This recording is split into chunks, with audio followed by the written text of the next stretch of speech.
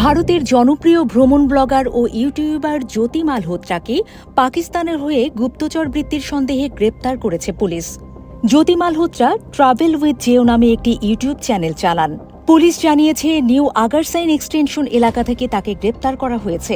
তার বিরুদ্ধে official secrets act ও ভারতীয় ন্যায় সংহতির প্রাসঙ্গিক ধারায় মামলা রুজু করা হয়েছে। কর্মকর্তাদের দাবি, জ্যোতি মালহোত্রার নিয়মিতভাবে পাকিস্তানি গোয়েন্দা সংস্থার সাথে যোগাযোগ রাখা জাতীয় নিরাপত্তার জন্য হুমকিস্বরূপ এবং এটি অফিসিয়াল সিক্রেটস অ্যাক্টের সুস্পষ্ট লঙ্ঘন। হরিয়ানা পুলিশের সূত্রে জানা গেছে, জ্যোতি মালহোত্রাকে দীর্ঘ নজরদারির পর গ্রেপ্তার করা হয়েছে। তার ইউটিউব চ্যানেলে Indian girl in Pakistan, Indian girl exploring Lahore, Indian girl at Katas Raj temple এবং Indian girl rides luxury bus in পাকিস্তানের মতো বেশ কিছু ভিডিও রয়েছে, যা তার পাকিস্তান ভ্রমণের সাক্ষ্য দেয়। পুলিশের ভাষ্য অনুযায়ী, জ্যোতি মালহোত্রা হোয়াটসঅ্যাপ, টেলিগ্রাম এবং স্ন্যাপচ্যাটের মতো বিভিন্ন প্ল্যাটফর্মের মাধ্যমে পাকিস্তানি গোয়েন্দা কর্মকর্তাদের সাথে নিয়মিত যোগাযোগ রাখতেন, সংবেদনশীল তথ্য আদান প্রদান করতেন। সন্দেহ এড়াতে তিনি শাহবাজ নামের এক ব্যক্তির মোবাইল নম্বর জাট রান্ধোয়া নামে সেভ করেছিলেন বলেও অভিযোগ উঠেছে। জ্যোতি মালহোত্রার ইউটিউব চ্যানেলে ৩.৭৭ লক্ষ সাবস্ক্রাইবার এবং ইনস্টাগ্রাম অ্যাকাউন্টে ১.৩৩ লক্ষ ফলোয়ার রয়েছে।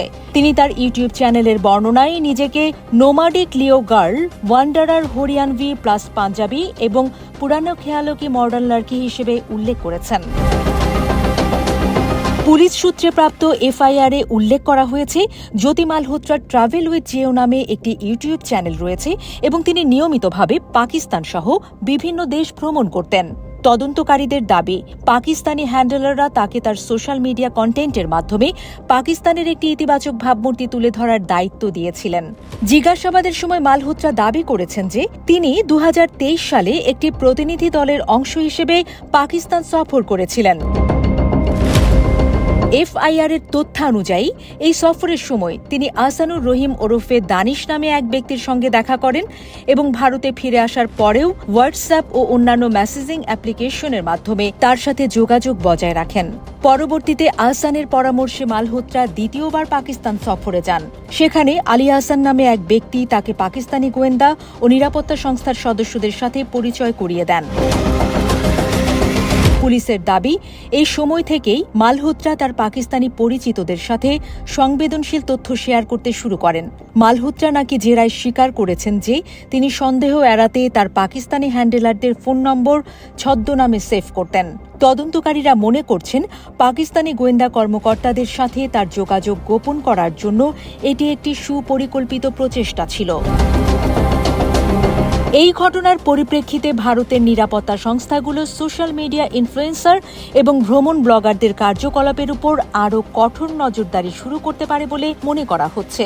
জ্যোতি মালহোত্রার গ্রেফতারি ডিজিটাল প্ল্যাটফর্মের মাধ্যমে গুপ্তচর বৃত্তির মতো কার্যকলাপের একটি উদ্বেগজনক চিত্র তুলে ধরেছে। বর্তমানে পুলিশ মালহোত্রাকে জিজ্ঞাসাবাদ করছে এবং তার সাথে আর কারা এই চক্রে জড়িত তা খতিয়ে দেখছে।